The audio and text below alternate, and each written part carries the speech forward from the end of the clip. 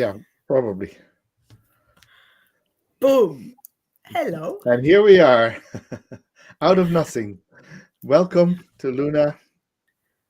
And the druid. Oh, there you are. The druid. Let me check if we are good here. Yes, we are live, I think. So we can start. Perfect. Hello, hello. Yep. Hello. Oopsie. Hello, Lovely. I think viewers. everything's working. So yeah, Hello, friends. we we had I'm a little I'm break. back. Having I'm back from a druid. break. Yes. How was your holiday, my dear? Oh, it was lovely. It was lovely. The island of Inisheer, off the coast of Galway, just in front of the cliffs of Moher, is my look. It's my home away from home. It's my most Mm, beloved place on earth. It's where I thought I could live as well, but I ended up in Kerry, and it was so good. It was so good. And after Inisheer, we took the boat back to Doolin and traveled through County Clare and then on to Donegal. We did Sharif League and we did a lovely stone circle in Donegal. mm. I might do some photos in the next show when I've everything sorted. And yeah, just a few days ago we got back and immediately back to work. Boom, and now back to Luna and the Druid, our live show on Monday, Yeah, Spiritual well, welcome Awakening, back. part five, part five, Luna. I think I can hear a little bit of echo. I'm not sure about it. Okay. Let me double check things here. Just a moment. Today is a day of technical issues. No, everything's fine. That's great. Yeah, we do good. Hello, Iron Fire Horse. Hello and welcome. So lovely to have See you you here again. tonight, as always. I have to tell you, while you weren't here, I just realized something amazing about the Luna and the Druids community. Since a couple of weeks now, right now, there is a lot of conversations going on in between chat, between people who are watching us live. And I absolutely love it. Those conversations, those new friendship happening there. I love it. I love it. I love it. So lovely, guys, to have you here. You are the reason why we're doing this channel in the first place. Oh, and maybe we love it as well, a little bit. Yeah, we love to do it. We love to do Yeah. it, and we love to see the community building up, and Mm. we love to bring you our ideas and share our knowledge with you. And for my birthday, I got a very lovely tarot deck from a friend, and while using it, I came across this card, the Six of Mm. Pentacles. A very special one, the Six of Pentacles, of course, the card that means being successful, being able to give. But on this card, that is a white buffalo. And just a few weeks ago, for the first time in many, many, many years, in the Yellowstone Park in the U.S., a small white buffalo was born, the 4th of June. And Mm. according to the Lakota tradition, the birth of a white buffalo is an omen. It's a warning, but it's a good omen. It's an omen of good times to come, of spiritual growth, of of understanding, of people uh, making peace with each other again. And I'm so Mm. hoping that we will find in the earth, that we'll find as a humanity, as a species, an end to the divide, an end to the strife that's between so many of us, and that this little white buffalo that was born, that it will bring, that will be an omen of success and of coming together and of sharing. That's Mm. a nice Beautiful. start for the Beautiful. show. You said that it's also a warning. What kind of warning would that be? um, the the warning, um, let me what do I say? Oh yeah, we must do more. We must do more. Oh, We must work harder. We must for work Mother together Earth. for Mother Earth. We must do things to, yeah. We must take care of the environment. We must take care of other people. We must do more to feed the world. Together, we can create enough food for everybody, but it's so unequally divided. So uh, Mm, and that's of course, and that's definitely one of the things that comes with the Six of Pentacles. In the Rider Waite, the original, the original tarot deck, there's a man handing out money and handing out gifts, and yeah, exactly. bingo. So there's a good connection between the traditional tarot meaning and the birth of the white buffalo and the showing up Mm. in the star tarot. Mm, Interesting. Thank you for bringing the good news. I absolutely agree with the Buffalo's message that we need to do more for the planet, for Mother Earth, than we do just for yeah, ourselves. yeah. Um, Anna, so lovely to have you here tonight, live with us. Hello, Anna. And just before we move on, Iron Horoscope, because she said that the Druid are her favorite channel. Thank you so much for that. Iron We Fire regard that Horse as a means win. a lot. Thank you, Anna. That's lovely. It's a win for us Right, to I be your hope favorite you channel. hear that. Let me see. All sorts of technical issues today. Let's see if we can sort it. Anyway, Oh, as let's we go on. promised, we put a pause last week on the conversation where we had about spiritual misconceptions and traps. As I promised, I didn't go further ahead, but just I was waiting for you, Jan, to continue with that topic and then perhaps talk about your spiritual journey, if you wouldn't mind sharing. I shared a little bit of mine, and I focused last week on showing that spiritual awakening is not always rainbows and butterflies, because it involves a lot of darkness and overcoming a lot of darkness to become the light and to discover the light. So Yeah. let's jump in. Well, We were talking about attachment to spiritual awakenings, about the a false sense of completion, in terms of people may feel that they know and they've discovered everything, about neglecting practical life, seeking external validation. Obviously, our favorite topic, which was spiritual ego, spiritual materialism, and isolation. So now I would like to touch a little bit on misinterpreting the non-attachment, which means confusing the non-attachment rule within spiritual practices with detachment, complete detachment on or indifference. How would you what do you think about that?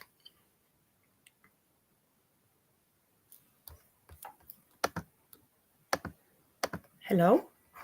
Um, I can't hear Jan. okay, I'm back. I'm back. Oh, I can hear you. Yes, you're back. I hope you could hear me. I heard you, but I couldn't hear I could see myself not being heard. But here I am. Okay. Yes. Spiritual detachment or non-attachment. It's a very wide topic. Yesterday, I had I had an example of attachment that went wrong. That was I had in one of my readings. I had a lady who was desperately looking for a house for her family, a home, and in three times that they made an offer in for a home, they lost the bidding war. There's a bidding war going on in many of these house buyings at the moment, people paying crazy amounts for houses. And she said all the three times, I was so hoping for this house and I was so sad that I didn't get it, and we were devastated all three times. I don't think we can handle it a fourth time. And of course, one of my advices for her was detach, go in, do your offer, and let it go, and don't don't attach yourself to the outcome of this thing.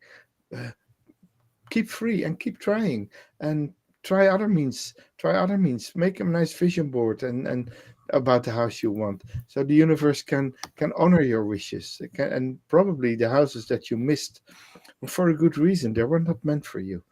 And Mm. she went home much happier. So does that mean she has to drop all her wishes? No, that's not the case. And that's one of the biggest traps. I have seen lots of people during their spiritual awakening um, becoming a bit of a woohoo. It's a, oh, I'm awakened now, so I can let go everything. Well, I have a lovely Viking mug here, and I'm quite sure if I just let it go, it will fall into thousand pieces.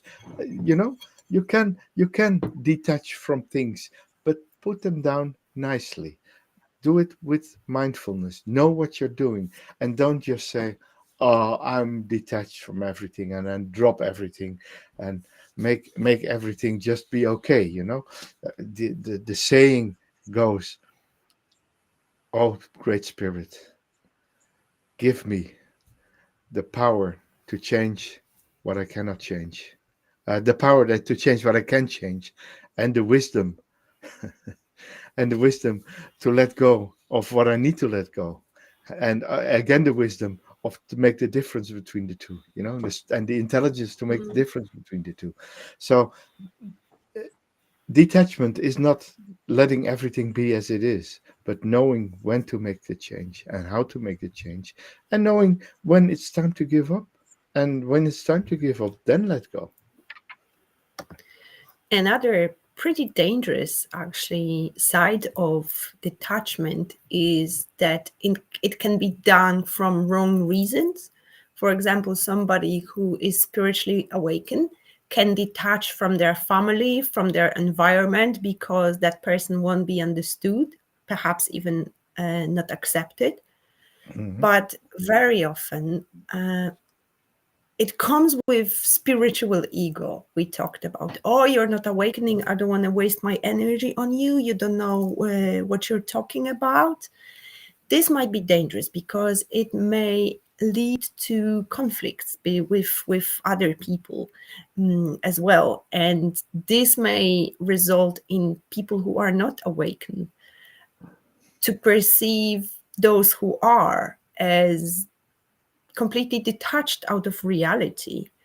And recently, I had a conversation with a friend whose wife is awakened, but he is not necessary.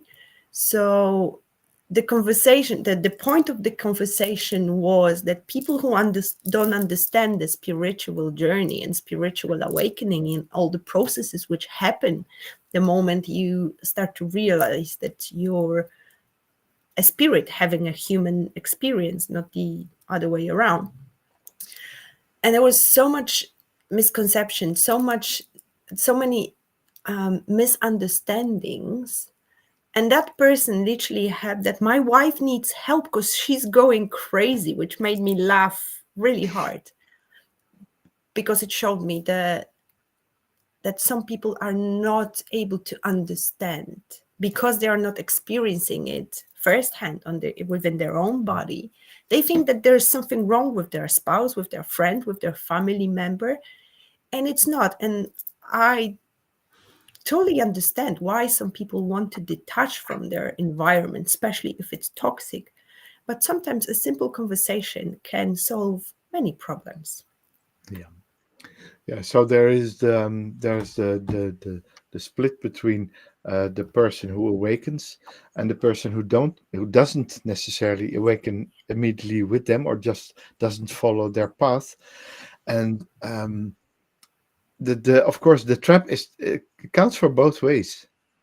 It's not only the guy saying my wife is going crazy, but the wife that gets to hear it from their partner, "I think you're going crazy," uh, and this they maintain this adagium. Mm. Inevitably, this will lead to a divide, to a split. Yeah, and I know from emotional I know distance from as well. experience.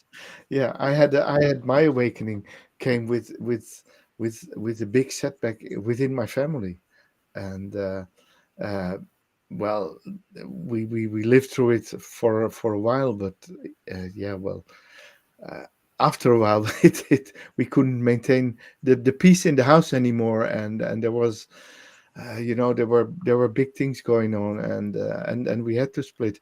And the bad thing from that is that I also know, especially in conservative countries, and uh, we have had a research done by a researcher in the US, worldwide research about Druidry. It's called World Druidry. That about 30% of Druids keep keep their spiritual paths hidden, even for family members, for people living under the same roof, because so it works both ways. Can you should you hide it, or should you not hide it, or should you just bring it out and be okay with it and make it a problem for the ones that are not okay with it? I It's experienced massive rejection because I started to change. I started to live differently. I started to think Mhm, and feel differently. mhm, And I started to care about different things. And that caused massive rejection in my environment I was surrounding myself with back yeah, then. And yeah, some of those people stayed.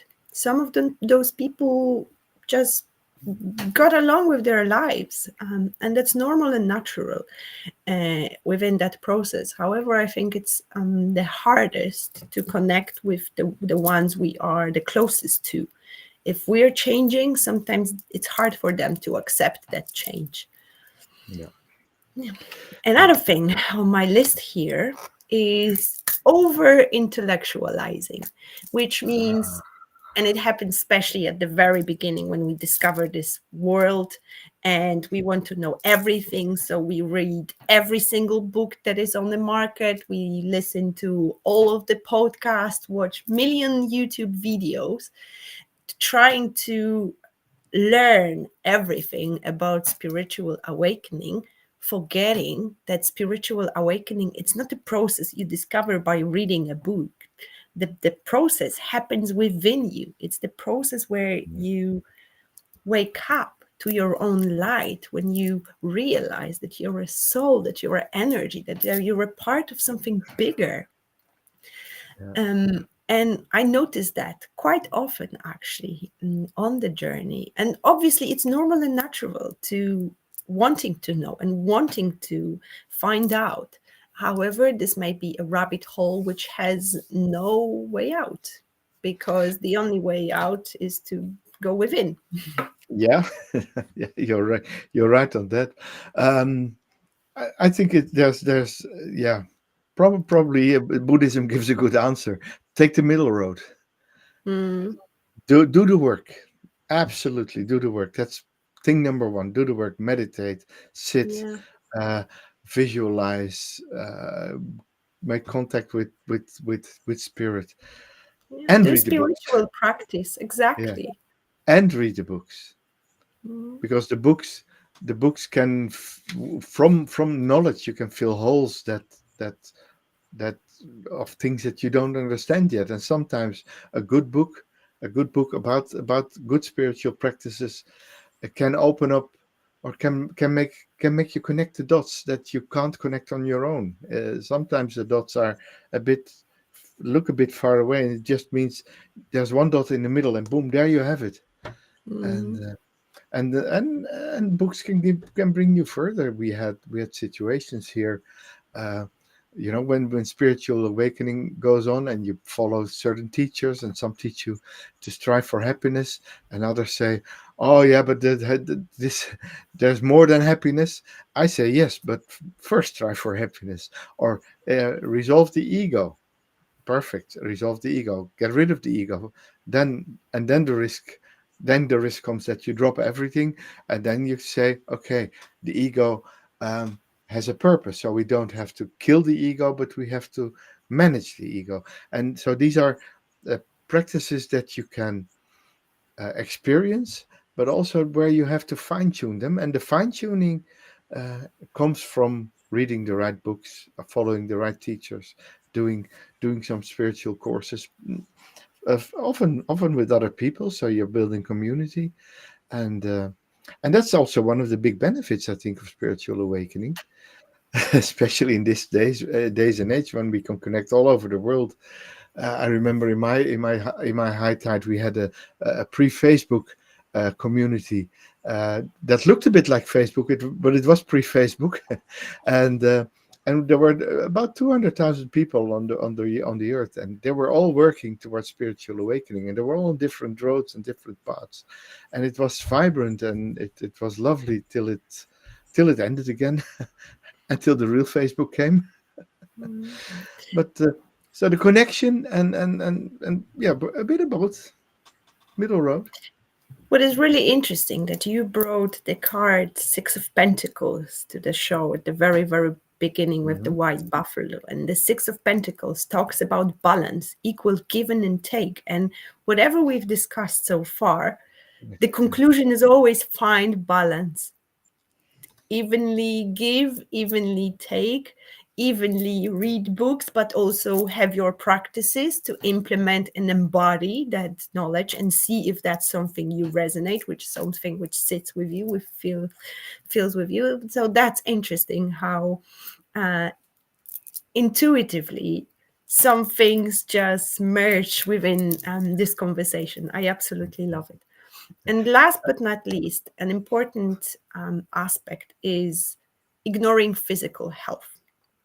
When we meditate, we obviously feel great. And sometimes we literally can forget about the needs of our body because we are so busy with creating the well-being of the spiritual goals and the spiritual side of us, that we forgot to take care and nourish of our body, a physical vessel we are. Have Yeah, you that ever happened. experienced that? Mm. Um, yes, especially in the times of struggle, the spiritual awakening, like we have seen in already, I think in episode 1 of this, sometimes comes with a dark night of the soul, with a deep existential crisis. And what do people do in existential crises? They go to the Seven of Cups, which Mm. is which is abuse of everything: food, drinks, substance abuse, shopaholism, spiritual shopping, overindulging. That's actually what the Seven of Cups in our tarot always means, and that's definitely a thing that you can encounter on the way, not only in when you're good, but especially in the time of existential crisis. Did you compensate the the darkness with, yeah, with indulgence? Yeah, not to mention that Dark Night of the Soul usually is very correlated with depression. And when you are sick and when you're depressed, There you you have it. stop eating, you stop taking care of your hygiene, you stop going out for a walk, you stop eating good food, you either skip your meals or um, eat, like you said, overindulge in things Fast which food, don't serve you at all, yeah. fast food. Yeah. Fast food, So it Coca-Colas, may be alcohol. it may be a difficult trap, absolutely. So again, I just call for balance. And I've been that road many times. Oh, And I think there is a place in life for everything. And sometimes we have to experience that dark period with that moment of, oh my goodness, I forgot to take care of my body in order to wake up again. Because spiritual awakening is all about waking up calls, one after another, one after yeah. another. Because as we said at the very, very beginning of this series, it's a process and it's ongoing and it never stops. Sometimes we go high up on the energy and everything's great, but to face another challenge and face another uh, layer of onion which we need to Yeah. discover about ourselves. Yeah. And it's usually through the darkness. I'm not saying that it's always, because you can have beautiful moments of awakening in positive practices, while meditating, while living your fullest life, while being love and light. And that's absolutely I think my favorite stage of spiritual awakening, where you just fly on energy, fly on love, fly on the goodness of the universe, and things flow. And I always enjoy it while it lasts, because I know that it's not going to last forever. No, well, that's the But big it's part thing. of transformation. Yeah, that's also one of the big traps, of course. That once you awaken, you completely immerse yourself there. Mm, You forget, like it's again a bit like dropping everything, but then in a different way. You drop everything just to be hyper focused on your spiritual awakening, and you're walking around the world, like you say, like woohoo! Oh, look at the flowers, look at the sky, look at all these beautiful people, and and you're right. The flowers are beautiful, the sky is beautiful, all the people are lovely. But wake up, wake up, people. Uh, there's work to be Again, done. temperance, Six of Pentacles, balance, the Balance. almost Yeah. prudence coming off here, Yeah. to certain degree. Balance Yeah. is the key. Mother Earth is all about balance. And that's where we should strive to balance ourselves, to be able to integrate that high we crave so much, as well as experiences which make us sad and make us soul Yeah. sick.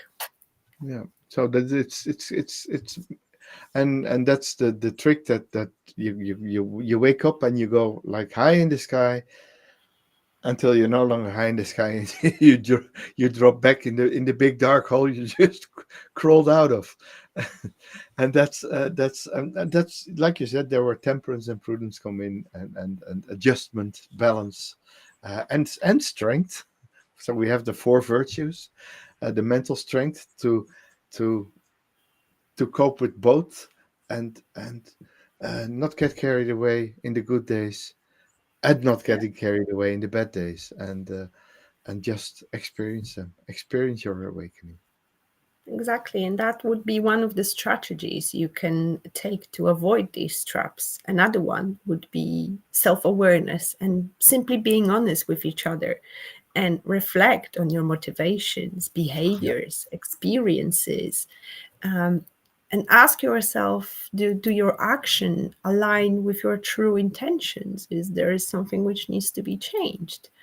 Um, Another thing would be seeking support from people who are more experienced on that journey, which have been through many dark nights of the souls and many moments of that joy and light.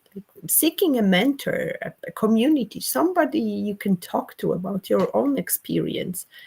Um, Seeking a different perspective sometimes, because very often we will see blind spots and we may miss something which is really important. And that's when a tarot reading comes in very handy, because it usually shines the light on those areas which are hidden, or somebody is not seeing something. A card reading gives that higher perspective. Definitely. Grounding practices would be a great way to practice every day, like literally going barefoot on a piece of grass. That helps a lot. Yeah. Engaging in physical activities, going for a walk, spending time out in nature, expressing creativity by painting, playing an instrument, by creating music, creating art, cooking, something which will allow you to express what's within you, because we all have that passionate energy within us. Mm, what else could be? Yeah. Like doing One thing work, as you said, sorry. One emotional thing. work. Yeah. What we definitely could add to this story. I think that's maybe one of the biggest thing. You don't have to do it all at once. My Hmm. biggest, especially in the time when I was feeling the change, I suddenly came to the conclusion that if I would just change one small thing every day, just a tiny thing, doing it did that a little bit better than yesterday, but do it consistently, day by day by day. Again, the law of attraction. You work with baby steps, very little spiritual baby steps every day, a little bit.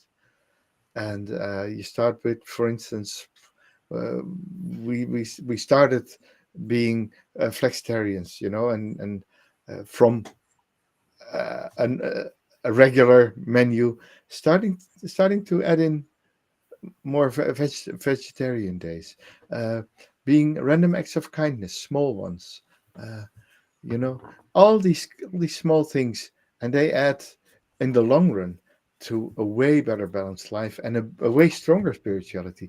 It's you see a lot of people who then go all in. And like I said about the dark hole, when you're there and you go all out again, and it's not integrated. So the integration of the small steps is so important. Yeah, Not rushing it. It's a process. It's not a race. It's not a you don't have to you don't have to sprint the marathon. The marathon is run on the lower page than the small sprint. And if you want to exactly. do it long term, you have to take it easy, and you have to integrate and work with it and make it part of yourself, make it part of habits. It's all about humility, I believe. Yes. Also, yeah. Hello, Magdalena. So lovely to have you here with us tonight. We are talking about, or actually continuing, the topic of spiritual traps, which we just wrapped up. We did. So you have to Yes. listen. You have to listen back.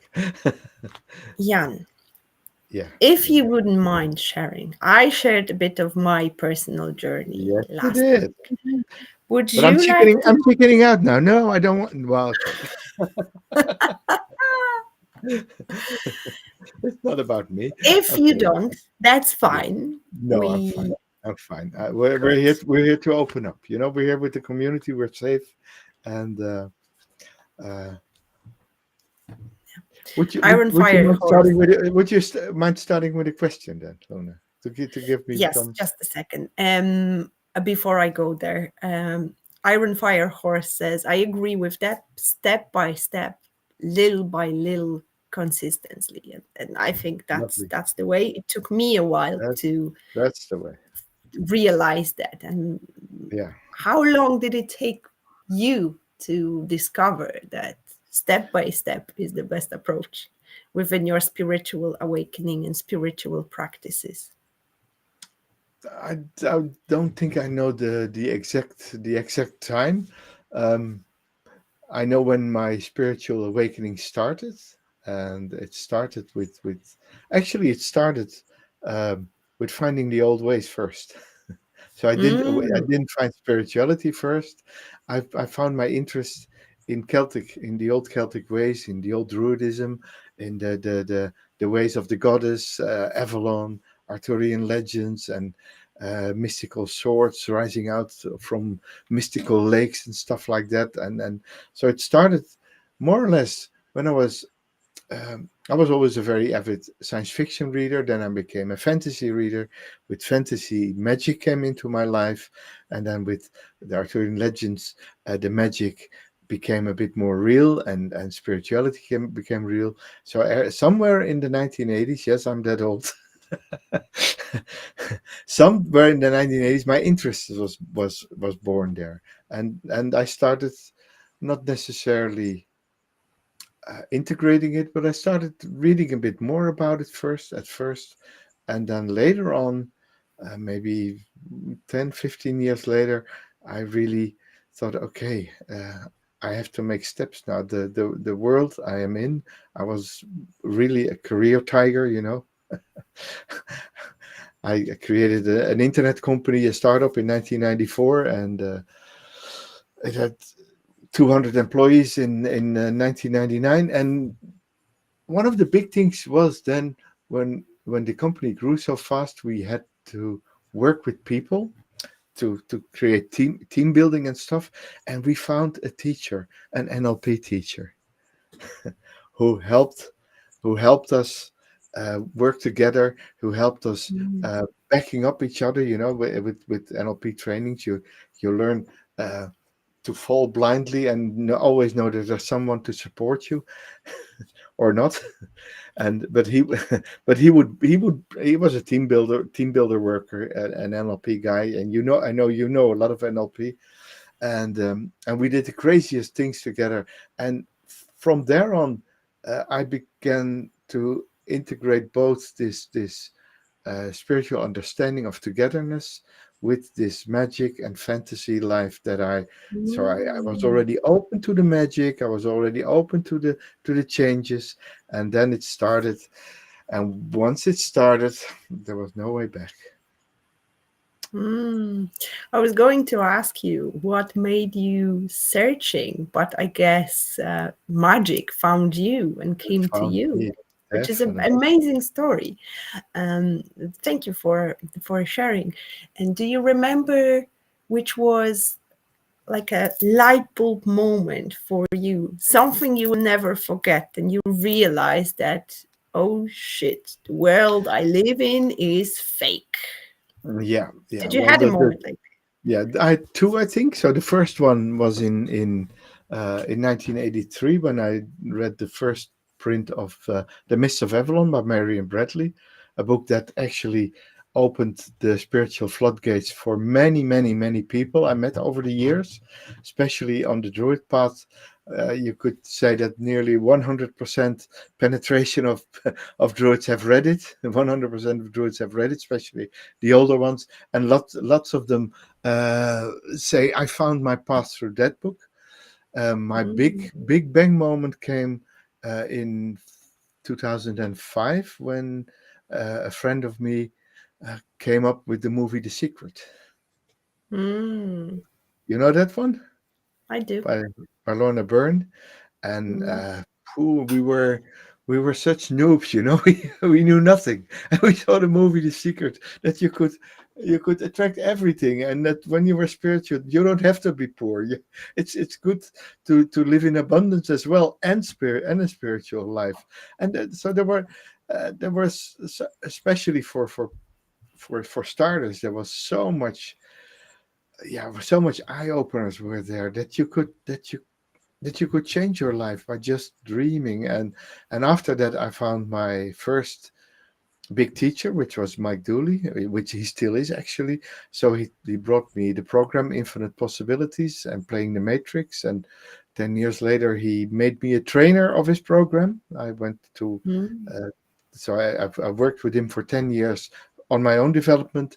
Then he said, okay, we're going to promote you now, and I'm now a certified trainer in that program. And then the program works with the baby steps, works with the limiting beliefs, works with the purpose of life, with the um, what I want to say, the GPS system that you have in your mind, that you don't have to know the outcome of where you are going if you just keep the eye on roughly the direction of the outcome. and uh, mm, and at the time I started working with Mike, I was already on the Druid path, because that started in the somewhere in between the two, where you learn about, especially in the beginning in Druidry, you learn about poetry, but you learn about nature, you learn about animism, that there is sacredness in everything, everything mm, living, and also everything maybe not living. A rock, a rock can be sacred, can be divine. A river is an emanation of the divine. A mountain is spirit, has a soul. Uh, and what was first? Things like that. What came first, the rock or the mountain? mm. Wonderful. If you ask Iron questions like that, Firehorse says that she has very similar journey to you because she read the same book. Let me go back to those yeah. comments just a second. We have, hey, my interest came on strong in the early 80s when I was teenager. So I'm old too, guys. Planet Earth is old. You're just babies, still Yeah, babies. yeah, And you're welcome for yeah, helping you with validating your own stuff. yeah. My And pleasure. I have fire NLP. Yes, that's what we that You're a big NLP fan as well, Luna, aren't you? Funny as, yeah, I was just going to say that you guys were doing NLP, and I'm the biggest fan of Tony Robbins, and I train with Tony Robbins and his Yeah. coaching programs. And Breathe in Peace says baby steps. I heard before from one of friends. Wow, I remember her. Exactly, baby steps. We don't have to know it all, see it all, have it all now. No, and I think that's the beauty. And we talk about here a lot about the path which nature takes. Nature never rushes, nature takes its time, and everything unfolds perfectly. And I think spiritual awakening is also about finding that inner knowing, that inner peace you mentioned, and discovering within you, because good things are worth waiting for. Now tell me, how did you come across tarot then? And how did tarot practice influence your spiritual awakening journey? Okay. Well, the show is over now because I'm going to talk now to the end. It's okay. Yeah.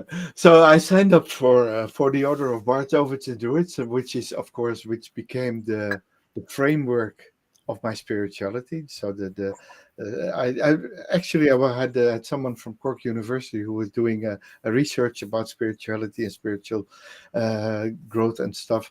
And she came to me because she knew I was a tarot reader, and I said, yeah, the tarot reader is secondary. I'm a druid first. Druidism comes first. And Mm. why does Druidism come first? Well, the easy answer is that I learned to read the tarot as part of my Druid education. Uh, Druidism is a very the course of the Order of Barthovens and Druids is very wide. It contains about 150 topics, which you theoretically can digest in 4, 5, 6 years and then be a druid. But the big trap there is that any of the topics that you get served only scratch the surface, because any of the topics that you get, any of these 150, would um, would allow you to work a year, 2 years, 3 years, 5 years on them, like the tarot. But in one of the second part in the Ovate grade, so you begin as a bard, which is a speaker, a singer, an artist, where you learn to express yourself. Then the second phase is the Ovate, which has a more a shamanistic nature. So herbology, plants, divination, and finally you have the philosophy and myth and legend part when you become a druid. And so in my middle years, I got knowledge of the runes, of the Ohm sticks or the Ohm stones. I learned lithomancy. I learned about the pendulums. I learned astrology and card reading. And that was actually um, so. That's the trick in the Druid education, is that when you have something like that, you find a topic that interests you. You throw the Druid course aside, and you take a year or 2 years or whatever it takes to deepen your knowledge in that topic. And that's how I did Beautiful. it. That's why my whole druid journey, which can be done theoretically in 5 or 6 years, even 4 if you rush it out, took me about 30 before I reached the finish. So every Did you grade ever took have about any 10 years. doubts? Doubt? Yeah. No, no, no, no, no, no. I can't remember that. No. Uh, Mm. so, um, so the Druid education came step by step by step, and then in the middle of it all, my life didn't fit me anymore. Like I said, I was uh, uh, at the time I had a business. I ran a business with employees and shareholders and the whole lot, and I wound it down at first. So I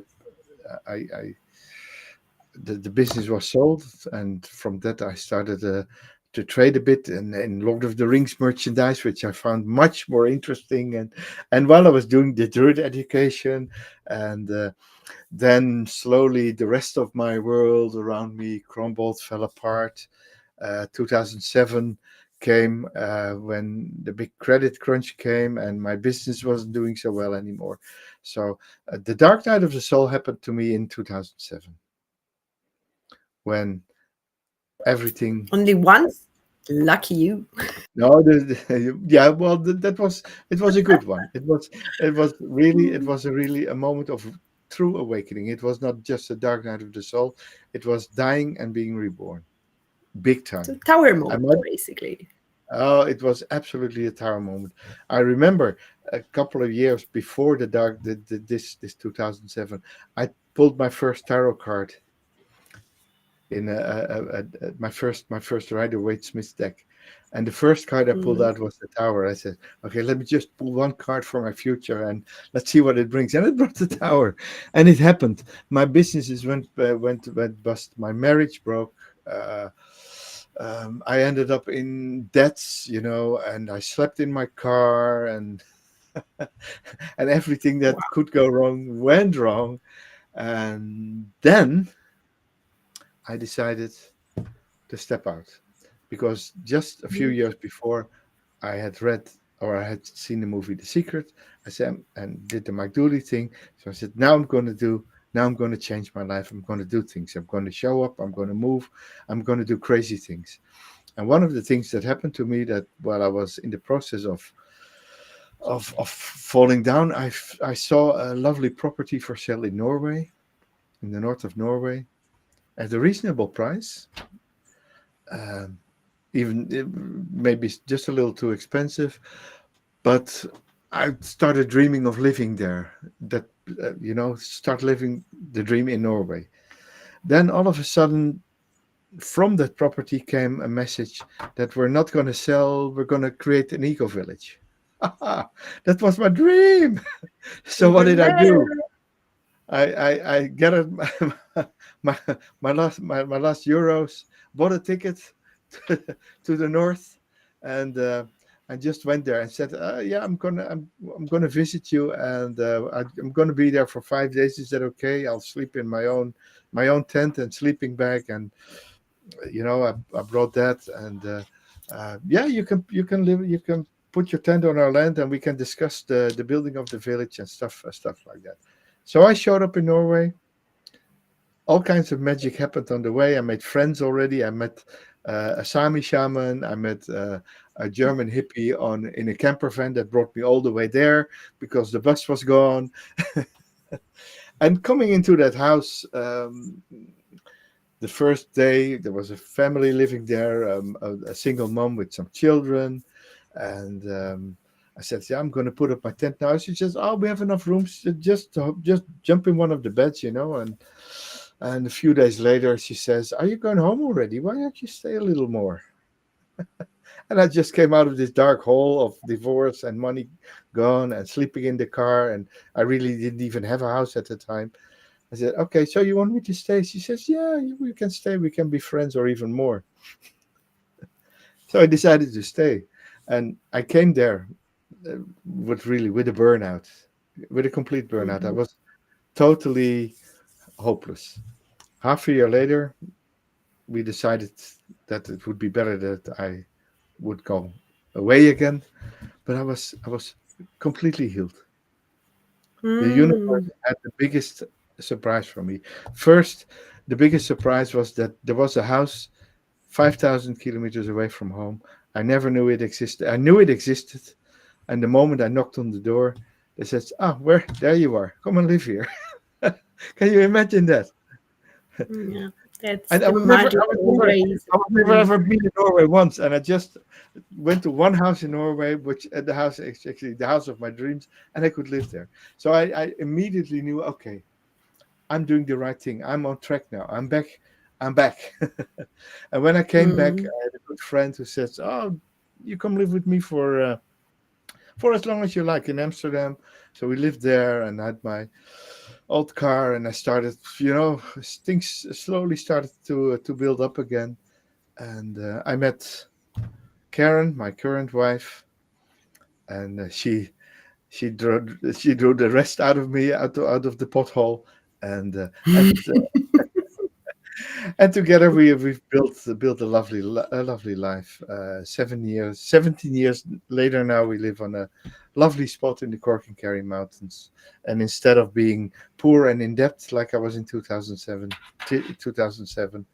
we live now mortgage free in this beautiful spot, an easy living, and yeah. So that was my journey. So now my tarot thing. So as you heard in the journey, I started reading the cards for the first time, I think in 2001, the first tower card. And I started doing it more and more for friends and family and for myself, and did that for many years. Really, many years. Because I had other things on my mind.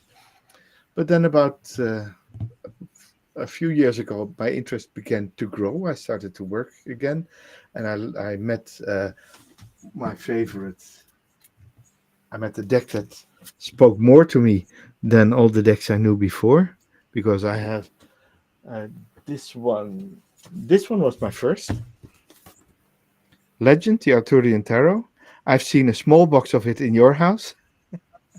You have I this one recently too? got it Yes. for my birthday. Yes. Yeah, yeah, and so that one, but that one wasn't hard, wasn't easy to work with, and the Rider Waite Smith didn't, with all the cartoons, didn't really work for me too. But this one, the Tostero, with its magical geometric shapes, with in the beginning with the keywords, just one keyword on it, and one word is always the beginning of a story. So I learned to Mm. work with the keywords, and as all of a sudden it started working for me. And then the COVID came, and that's when I really hit it. I think for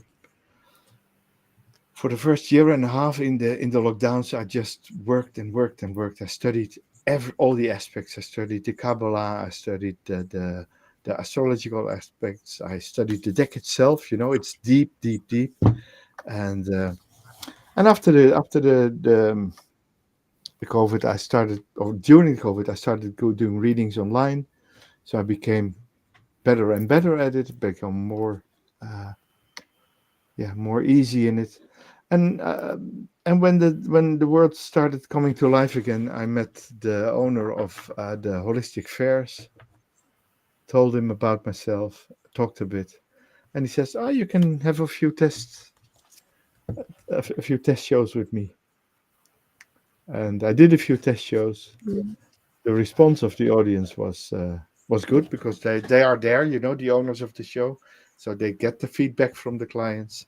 And he says, "Oh, this guy, this Druid guy, yeah, he's fine." So after three test drives, he said, "Well, for next year, you can just have first choice for all the shows you can pick." And that's how I got into the tarot, and now it's big. I read in shops. I do sometimes 25, 30, 40 readings a week, which is Well, big. Yeah. and I hope you don't mind me sharing this, but Jan has this one sentence he always kept saying, and it's all about showing up Yeah. as the authentic self. Before we move ahead, there is plenty of comments we have here. So I just want to quickly run through them. Oh my goodness, Iron Firehose says that the Tony Robbins stuff she purchased were stolen from her. That's very sad. Oh, Hopefully that those people builded a better future for themselves. However, that's not a way to approach it. Funny enough, Tony Robbins himself got robbed out of his courses as well when he was building stuff. Breathe in Peace, by the way, I really love this nickname, says, yeah. yes, she suggested me, but I just take back for finished some challenges. I hope after successfully finished, I will join for it. At the time, Yeah. maintaining 02 things quite difficult for me. I am not sure. I think I might have missed one comment. Oh, that's the continuation of that Yeah. person who you heard the baby steps Yeah. from. Apologies. Baby steps are always the way to go. If you don't know what to do, just figure out the next step, and that's it. And then the next and the next. We have an interesting question here. Are all druids, all druids I know are male. Can female be druids? That's a question to our druid. Yeah, I love that question. And no, not all druids I know are male. I live with one, a female druid. So, and I know many, many, many female druids.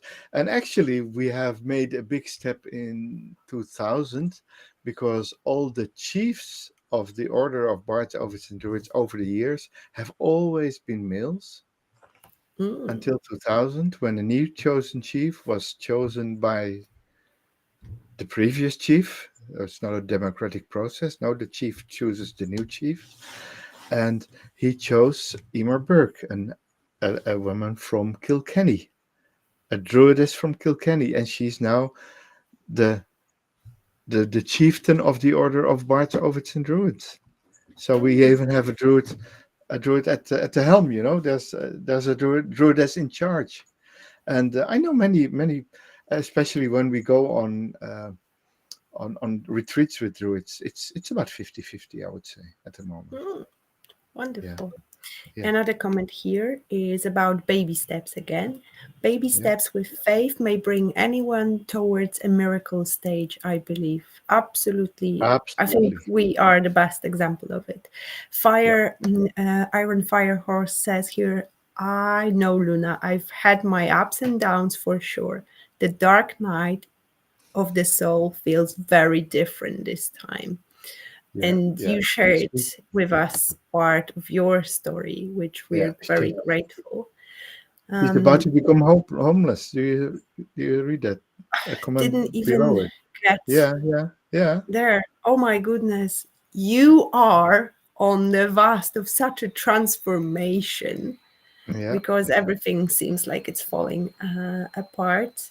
Yeah. Just trust in the universe. Trust that there is a plan. And Obviously, show up. there may or may not be some karma involved, lessons to learn through that situation.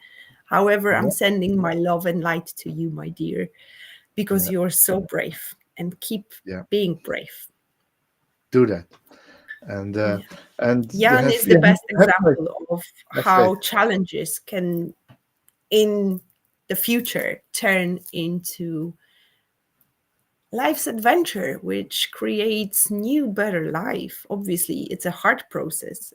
It's a hard process, but in the end, I'm Firehorse. It creates a good story. Mhm. This is the material for your book that you will inevitably start writing. This what's happened now. Absolutely. What's happening now. This will be your book. So, so the big advice is. Go to bed at night and know that tomorrow the sun will go up again, and live by the day. Don't focus too much on things that are not right and things that are not manifesting your life, but do the good things, make friends, make new friends. I think the biggest part of my reawakening, and especially permanently coming out of the hole, was the community of spiritual people I had around me at the time, and I built around me at the time, although it wasn't forever, and it wasn't there before forever, but it helped me so much. And yeah, and don't sit at home all the time. Go out there as well. Make yourself known, make yourself visible, make yourself approachable. Iron Firehorse, you know what Tony Robbins says. Change your physiology, change your state. And as Jan said, don't marinate. I know it's hard, I know it's tough, but when we're marinating in the darkness, it only comes through us even more, and it can toxin and poison us even more. Do something which will make you not think about this everything for at least a while. Spend some time out in the nature, and I promise you will see things in a different light. Yeah. Yes. So it's actually really interesting because around me right now there are two types of people: those who are high on the vibe and those who are going through a really dark night of the soul. So perhaps, Jan, we could pick some cards today with a guidance for those who are on the Yeah, spiritual awakening journey. yeah, And it doesn't matter in which stage you are, but perhaps we could pick a card from for yeah. those who And experience immediately dark answer, side. yeah, and answer the question of breathe in peace. What is tarot card? Tarot cards are a beautiful tool of connecting with an ancient higher wisdom. It's, to me, it's a process of explaining something, why it happened, naming it, what's actually going on, and then predicting a future a little bit. Yeah, yeah, predicting or predicting possible futures. I would Yeah. personally always try to say. And And Iron Fire Horse says, I have to come out of the marination process already. That's the good good, word for it. It's not good mine, it's response. actually my friend's Julie from Creative Soul Tarot. She mentioned it as she's marinating in healing. And I really love that expression because Yeah, it's all what it is. We're marinating. Sorry, I keep pressing the button, showing the comments. All right, Jan already has some cards in there's his some cards here. hands. I thought today, what shall I take? But it's my birthday present I got from my best friend. That one over there. Thank you, Luna. I'm so happy with it. You're welcome. My pleasure. Jan This texted me after the first time he read with this card. Like, Luna, this is amazing. I'm getting so many positive feedback on the imagery, and I love these cards. And people, trust me, yeah, guys, for the I love it. druid to say something like this and cheat on the top deck, that's something. Yeah, yeah, yeah. Of course, this is my go-to deck all the time. But this one was lovely. It was lovely to work with and All giving me right. some new perspective. Um, what game are you playing today? Me? Well, I pulled just 2 cards, and right now I'm looking for a third one with a message for those who are in the darkness. So, the first general message to all of us is to remember that life is a journey and it comes in a spiral, and it doesn't matter what sorts of darkness we're coming from. The goal is to reach and go towards the light. As you can see, there is a lot of going on. There is a lot of dark clouds around this Mhm. woman, but somehow she is turning into her power, into her own light, shining it and shining it upon her journey. Beautiful. And the Okay. card says afterlife.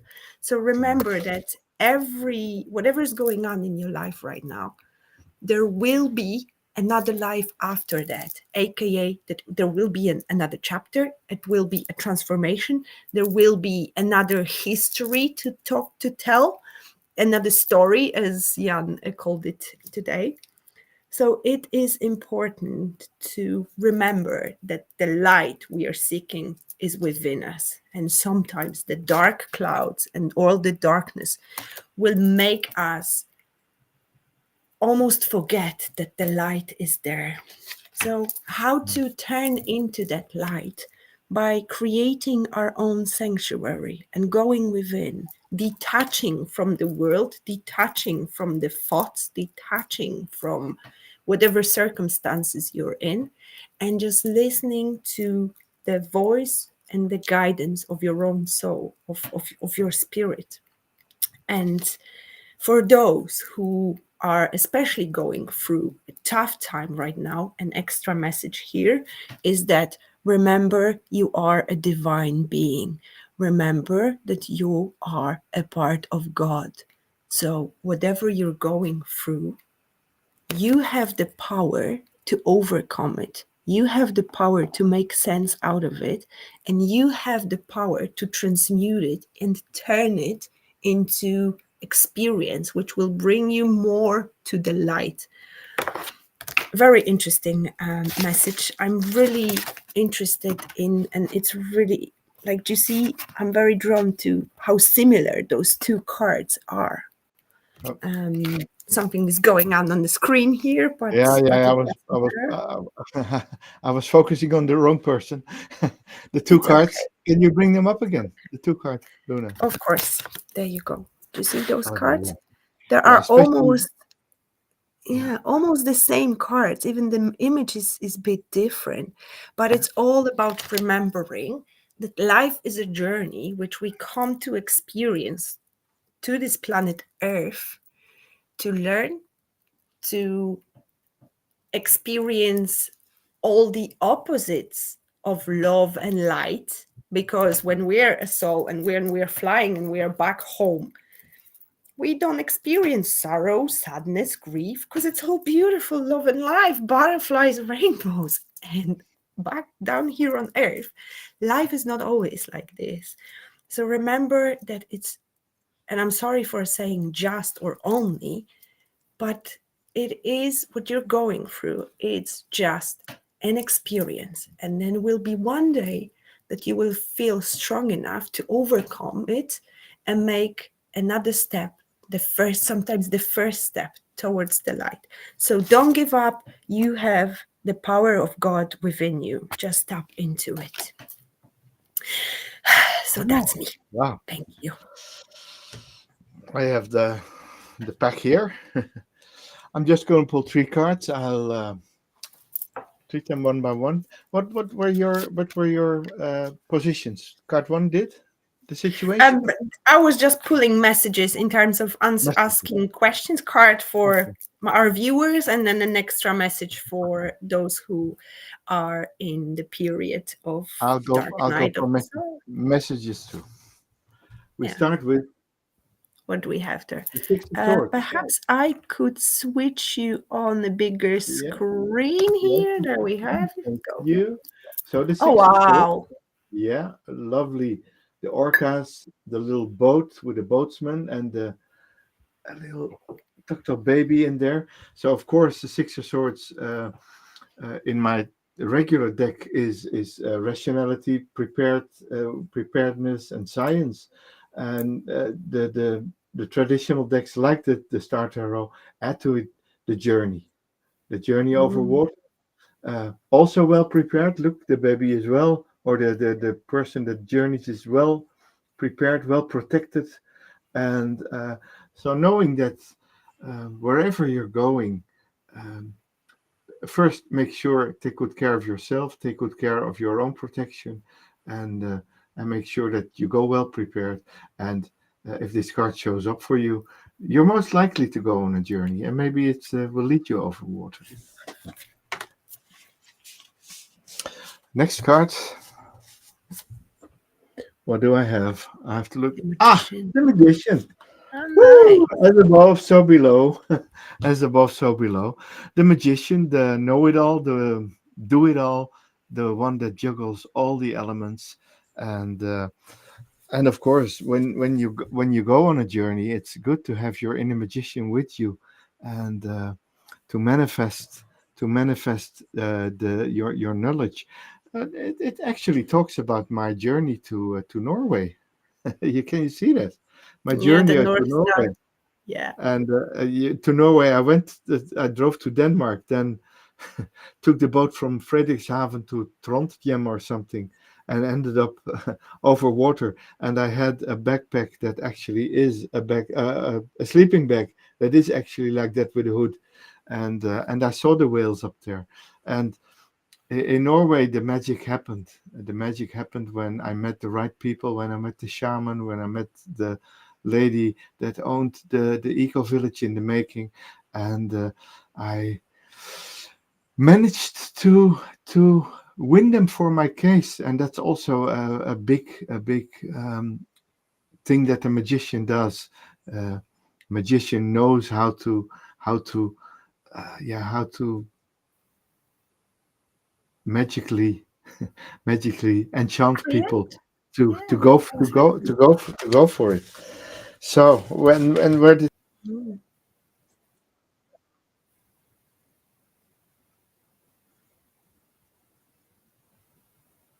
I've lost Jan. I'm not sure if you can hear me, if you can hear him, because he's frozen on my screen. Apologize if I'm talking over him, but I can't see a thing. Let me double check on the screen what's going on. He might be talking. Iron Fire Horse says, I was thinking of going up to the Arctic Circle, and Jan just disconnected, so it's just me, guys. I was thinking of going up to the Arctic Circle and then British Columbia. If that's what you feel doing, just go for it and do it. Hello, welcome back, my hello, I'm dear. back. Where, We've where, lost. where, where did you lose me? I brought up the magician. Yes, there was actually a big part of Magician which we could hear. Yeah, You and finished yeah, on yeah. I actually finished. just before picking up the third card. So Okay, we heard okay. So most the of your enchantment of the magician on his world that made him made it possible for him to survive, for the magician to survive Mm, in tough conditions. The last card I pulled for myself was the devil. Uh, why not? mm. I would say, why Interesting. not? Why not? Why not the devil? And of course, the devil um, is about freeing yourself up, and that's what I did. I made myself free. I made myself free from the shackles. I freed myself from the bounds of society. Made myself free from corporate life and started a spiritual journey that eventually led me to a situation where I can live off my spirituality with courses and tarot readings um, and don't think at this one as the biblical devil. It's more about, of course, there's temptation involved and there's being locked in involved, but there's also a freedom that comes from that position. So What I'm really uh, drawn to is that illusion of separation, because there are two people yeah, uh, turning their back on towards each other, and there is that illusion of being separate, illusion of being trapped. But correct, yeah, all they would have to do is just to stand up and rise. yeah, like in the Eight Mhm. of Swords.